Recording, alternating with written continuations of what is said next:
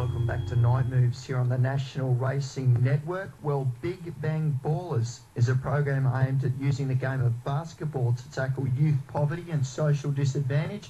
The man behind it is Pierre Johansson, who joins us on the program this morning. Good morning, Pierre. G'day, Hamish. Thanks for taking our call this morning. Tell us about Big Bang Ballers. Well, we're an international NGO that uses basketball to tackle poverty and social disadvantage around the world. The aim of the program, using the game to engage people. Tell us how it all started. Well, it's an interesting story, and I can't take full credit for starting up the Big Bang.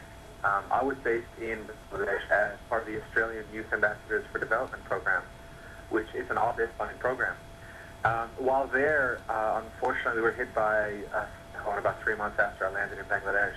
So the situation was quite intense, and the work was quite intense. Now, basketball has always been a release for me throughout my life. It's been a hobby and activity, a social part of my life.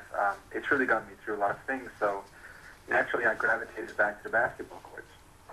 Unfortunately, we couldn't find that many basketball courts. In fact, there's only 2 in all of Dhaka, the capital of Bangladesh. Luckily for me, though, I found 3 other people who had the same interests as I. And before long, we were playing together and entering a tournament together. Soon we discovered that there was an opportunity there to teach other kids basketball. A month into our tenure as a team, we were approached by a group that needed some fundraising done. We held a tournament, raised a lot of money, and saw that this was probably the best way we could contribute back on a grassroots type level. Anyway, after 2 months, we had established relationships with 4 or 5 orphanages. We were doing camps in orphanages, bringing them money, bringing them clothing, bringing them supplies, basketballs, building basketball courts all over Dhaka and the surrounding areas, playing in the slums with slum kids, and really giving the kids an opportunity to just be kids. We've got a saying that we let those children least able to be children, to be kids just for one day. Wow, an amazing initiative. You talk about all the aspects there, from the clothing to the equipment. What has been the biggest hurdle in your first period in Bangladesh? In terms of the Big Bangs, I think it was getting around the stigma attached to mixing social groups. There's a very clear class structure in Bangladesh, and if you have money, you don't associate with people that don't have money. In a lot of instances, the local Bangladeshi kids from the richer neighborhoods, for want of a better term, had never been to slums, had never seen kids their own age in any other situation than what they were. It was so natural for a 16-year-old Bangladeshi kid to go to school, have fun, go to classes, and at the end of the day go back home, maybe hang out with his friends. They didn't realize that there are kids as young as 3, 4 years old that are on the street begging for money, hustling to make a quick buck, really don't have the time to just enjoy themselves and be kids. I mean, there's 150 million people in the country to begin with, so there's not that much space.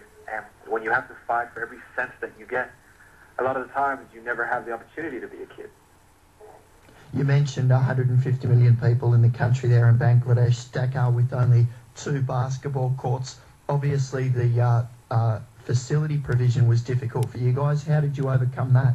Yeah, absolutely. Well, we had to partner with some of the local schools, some of the international schools, I beg your pardon, who traditionally didn't have their courts open to the public. We came to a fairly good arrangement with the principals and the sporting directors, though, who saw that we were responsible and could manage events quite well. I think the most important thing was to get trust, to gain people's trust, that we weren't doing it for our own benefit to begin with, and second of all, that we had the capacity to deal with any issues that might arise, whether it was security issues, crowd control issues, advertising, all that kind of thing. Basically, everybody wanted to keep the reputation of their schools intact, and we managed to help them do that. We're talking with Pierre Johansson. He's one of the men behind Big Bang Ballers, a program using the game of basketball to tackle youth poverty and social disadvantage. Over the last 18 months, you've been able to expand. You've been involved in other significant charities such as Habitat for Humanity over in Bangladesh.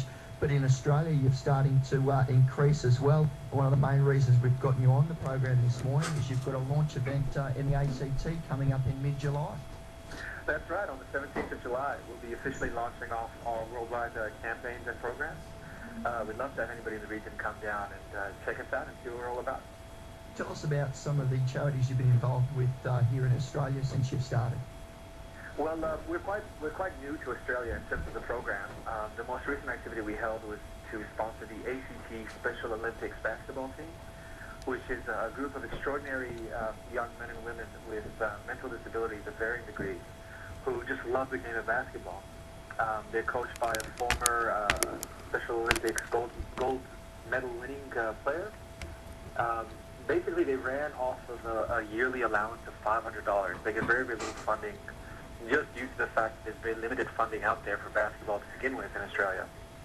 And we managed to raise $1,600 just for their one event so that they can afford new uniforms, new equipment, and also sponsor them for their next trip down to the South Coast, where hopefully we'll get that trophy back that we've been passing around for the last couple of years.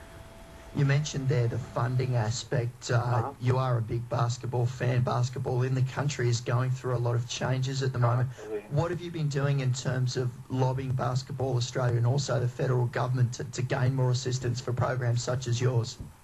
Well, we've been in talks with local basketball authorities as well as the national basketball authorities to improve the grassroots level awareness of basketball to begin with.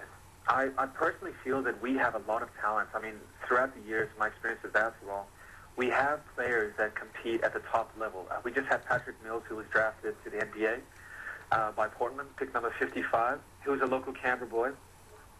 Grew up just a couple of blocks away from me. We have the potential to make basketball big, but unfortunately the culture of basketball hasn't been very good in Australia, mainly because we're competing in such a small market with so many other big sports. Our discussions with local and national basketball authorities have revolved around increasing the profile, increasing the outreach programs, providing more and better equipment, more facilities for people to get into the game to begin with, and maybe appealing to a much wider audience than was originally targeted. It's been commented for a long time that basketball in Australia has been a little bit stale, and unfortunately that led to the downgrading of the national competition. And it's only through the hard work of some very key people that we managed to, they managed to reinstate the league. Look, I think it can grow to bigger and better things, and I'm very confident that with this new group of people, basketball will go back to the forefront of Australian sport.